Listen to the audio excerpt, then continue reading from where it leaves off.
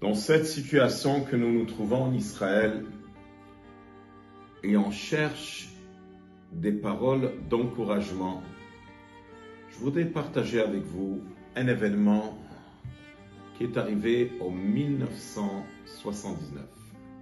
J'étais un jeune bachour en train d'étudier à la Yeshiva à New York, la Yeshiva Ole Torah qui se trouvait à la rue Troy. Et là-bas, il y avait un chassid qui venait de la Russie et qui était en route pour aller à la synagogue, et il s'est fait tuer. Il s'est fait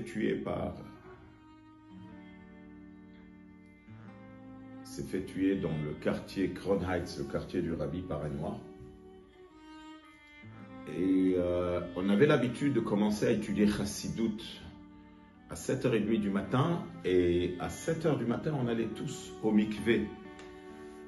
Et en marchant au mikvé, on a vu que cette personne était par terre couvert, c'est-à-dire on n'a pas pu voir le corps, il était couvert, mais c'est ce qu'on nous a dit, qu'il y avait quelqu'un qui s'est fait tuer, il était avec son talit et tefillin. C'était un chassid, il s'appelait Rabbi David Okonov, alav shalom. Ça s'est arrivé jeudi. Samedi soir, le Rabbi a fait un Fabringen. Et le Rabbi a dit un Mahamar, où il a beaucoup pleuré dans ce Mahamar, faisant allusion à cette histoire qui est arrivée. Et quand je suis en train de lire ce Mahamar, et le relire, c'est incroyable comment ce Mahamar, il est tellement actuel. C'est un Mahamar du feu qui est en train de nous donner des forces pour les moments que nous traversons aujourd'hui, après ces terribles tragédies que nous avons traversées.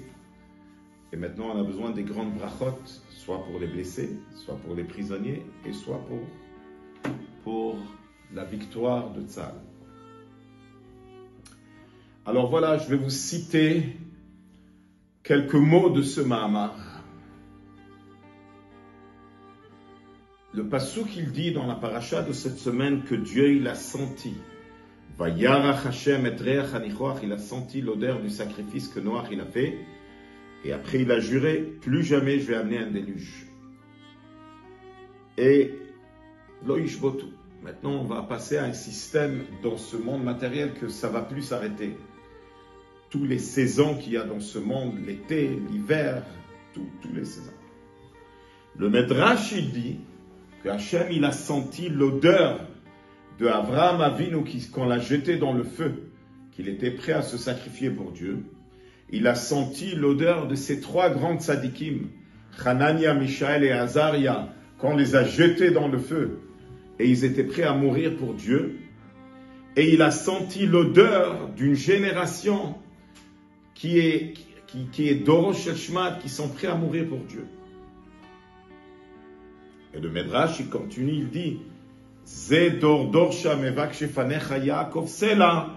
voilà une génération qui est en train de chercher Panecha, l'intérieur de Dieu. Eux, ils vont arriver à Yaakov Sela, ils vont arriver, Sela veut dire éternel.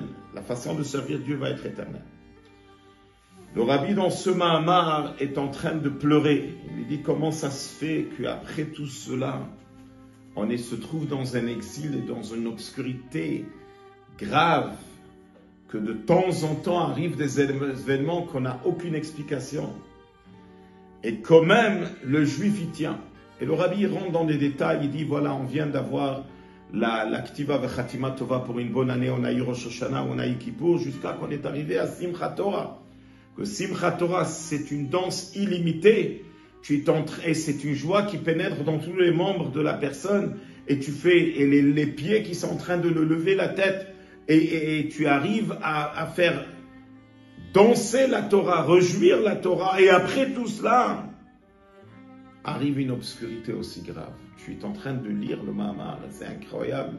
Il donne allusion à cet événement qui est arrivé à Simchat Torah. C'était Simchat Torah en Israël. C'est un moment de grande joie. Et d'Avka, à ce moment-là, une si grande obscurité. et le Rabbi continue, il dit que Moshe Rabbeinu, il est devenu modeste. Moshe Rabbeinu, c'est marqué qu'il était modeste de tout, quand Dieu lui a montré toutes les générations, mais surtout de la dernière génération, la génération qui est juste avant l'arrivée de Mashiach. Alors la question qui se pose, pourquoi il fallait faire une alliance avec Noir que le monde va tenir, il ne va jamais plus être détruit? Parce qu'il a senti l'odeur de Messirut Nefesh. Il y a 3 différentes alliances. Il y a une alliance que Dieu il a fait avec Abraham Avinu, c'était sur Torah et Mitzvot. Une alliance qu'il a fait avec Moshe Rabbeinu, c'est sur la Tchouva. Mais il a fait une alliance avec Noir, c'était une alliance que le monde va exister, que le monde va tenir. Alors pourquoi on avait besoin qu'il sent Messirut Nefesh? La réponse, elle est parce que le fait que le juif il traverse un moment dur, et malgré cela, il continue à servir Dieu, il continue à avoir une émouna en Dieu, il continue aussi à avoir la simcha.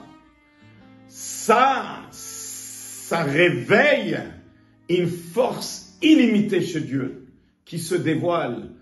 Parce que pour que le monde tient, il ne change pas, ça prend le dévoilement de Dieu lui-même, qui dit le pasuk Ani Hashem lo shaniti, moi Dieu, je n'ai pas changé. Normalement, la nature de ce monde, c'est qu'un bébé, depuis qu'il est né, il commence déjà à se décomposer. Comme il dit Rabbeinu Bechai, ça veut dire que c'est un monde qui change tout le temps. Là, quand tu parles, pas de changement, ça doit venir d'un endroit, ça doit réveiller une force de Dieu qui ne peut pas changer, c'est Dieu lui-même. Mais ça vient par le travail du juif, que chez le juif, il n'y a pas de changement. Malgré tout ce qui se passe dans le monde, et le Rabbi, il a pleuré, il a dit, on voit des événements qu'il n'y a aucune explication sur ça. Des événements qui sont douloureux. Et malgré cela, le juif, il continue, le Rabbi, il s'exprime, il dit, et attention surtout par la simcha. C'est-à-dire de garder la tête haute, et à travers la joie, on peut briser toutes les barrières. Donc c'est un message extraordinaire pour nous, qu'on est en train de vivre la fin du temps. On le voit d'une manière dévoilée. Il faut se tenir fort. Et bien, Ezrat Hashem, il y aura des bonnes nouvelles chez Am Israël et qu'on mérite déjà la Géoula. Shabbat Shalom.